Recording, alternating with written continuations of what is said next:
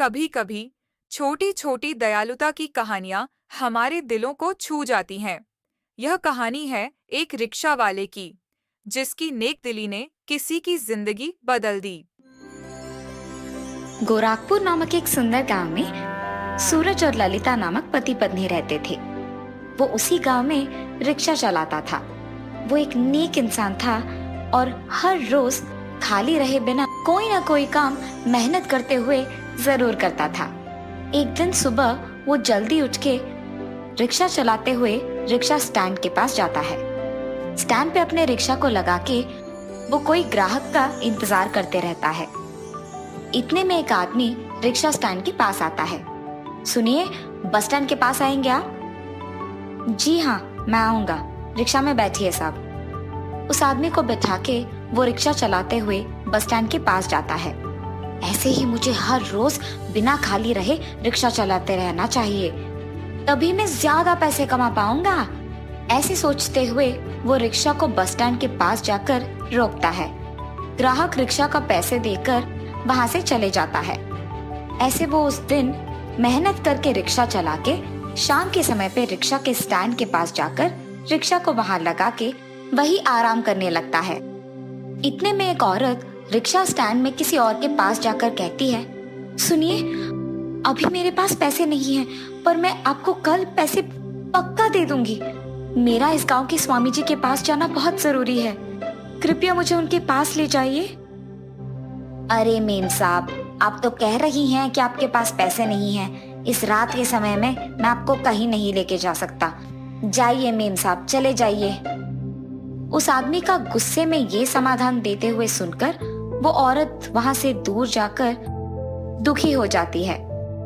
Rickshaw में बैठकर आराम कर रहे सूरज ये सब सुनकर रिक्शा लेकर उस औरत के पास जाता है। मेम साहब, मैंने सुना कि आपने उस आदमी से रिक्शा के लिए पूछा है। आपके पास पैसे नहीं है तो आप दुखी मत होना, मैं आपको वहां लेके जा सकता हूँ। सच्ची? सुनिए, मैं आपको आपके पैसे कल पक्का से लौटा दूंगी।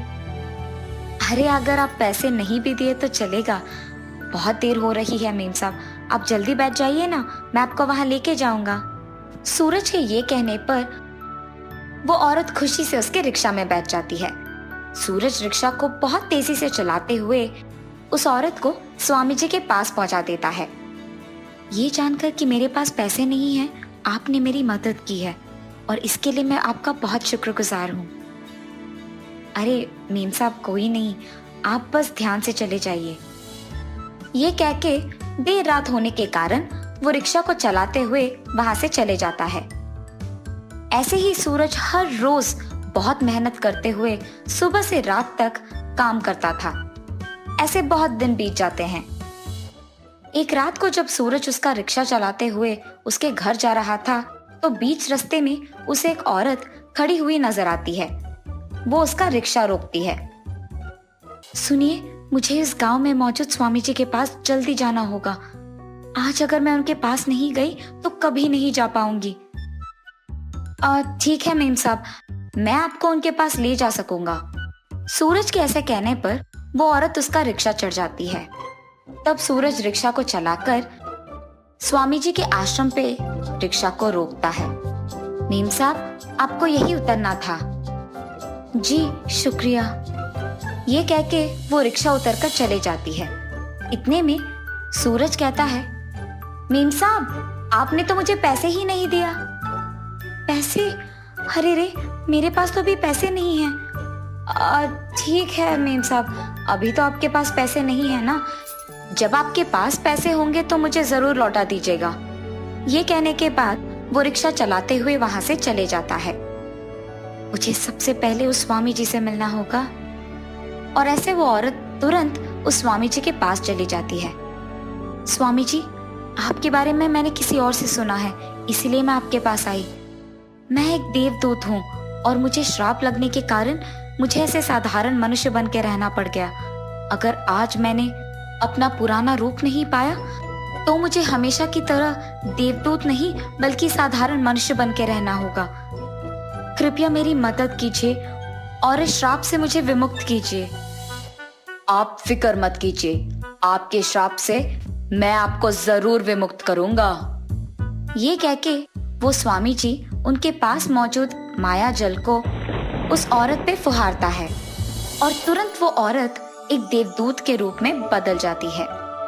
स्वामी जी की मदद से अपना पूर्व रूप पाने पर वो स्वामी जी का शुक्रिया अदा करके वहां से चली जाती है।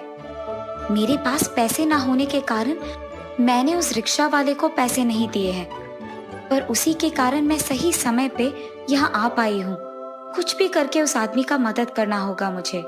ये सोचते हुए वो देवदूत रिक्शा को इधर उधर ढूंढती रहती है। इतने में वही एक और देवदूत को देख वो उसके पास जाती है। बहन, तुम भी मेरे ही तरह स्वामी जी के पास आओगी, ये मुझे पता था, इसीलिए मैं तुम्हारी इंतजार कर रही थी। दीदी, क्या तुम भी इस स्वामी जी से अपने श्राप का विमुक्त के लिए आई हो? हाँ बहन, सही समय में मुझे एक ऑटो रिक्शा वाले ने यहाँ स्वामी जी के पास पहुंचाया, इसीलिए मैं श्राप से विमुक्त पाई हूँ। लेकिन मेरे पास उस रिक्शा वाले को देने के लिए पैसे भी नहीं थे। मुझे कुछ भी करके उस रिक्शा वाले का कोई मदद करना होगा, इसीलिए उसको ढूंढ रही हूँ मैं। दीदी, ठीक तुम्हारे ही तरह मुझे भी एक रिक्शा वाले ने यहाँ तक पहुँचाया, इसीलिए मैं अपनी पुरानी रूप को पाई हूँ, लेकिन मैं उस रिक्शा वाले के बारे में भूल गई। बहन, चलो देखते हैं कि हम दोनों को जिसने मदद किया वो शायद एक ही आदमी हो। ये फैसला करके वो दोनों देवदूत उस रिक्शा वाले को ढूंढते हुए उसके रिक्शा के सामने प्रकट होते हैं। सूरज उसके सामने दो देवदूतों को देख आश्चर्यचकित हो जाता है। अरे कौन है आप? आप मेरे रिक्शा के सामने क्यों आए हैं? बहन, इसी आदमी ने मेरा भी मदद किया है। अब से इसको ऐसे मेहनत करने की कोई जरूरत नहीं पड़ेगी, हमें उसकी मदद करना होगा। हाँ दीदी, बिल्कुल। हमारे पास पैसे ना होने के बावजूद आपने हमारी मदद की है, इसीलिए आपकी शुक्रिया अदा करने के लिए हम आपको सोना देना चाहते हैं। नहीं नहीं, जो पैसे आपको देना था रिक्शा के लिए बस वो दीजिए, मुझे ये सोना नहीं चाहिए। अरे हम तो आपके शुक्रगुजार हैं, इसीलिए हमारी खुशी के लिए इस सोने को स्वीकार कीजिए।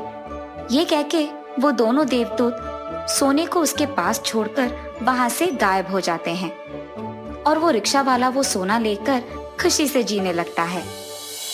चैनल में अन्य कई कहानियां और सामग्री भी शामिल हैं, जैसे लालची समोसा वाला, लालची मुर्गी वाला और कई पारंपरिक और आधुनिक हिंदी कहानियां, जिनमें से प्रत्येक अपने अनोखे नैतिक मूल्य और मनोरंजन प्रस्तुत करती है।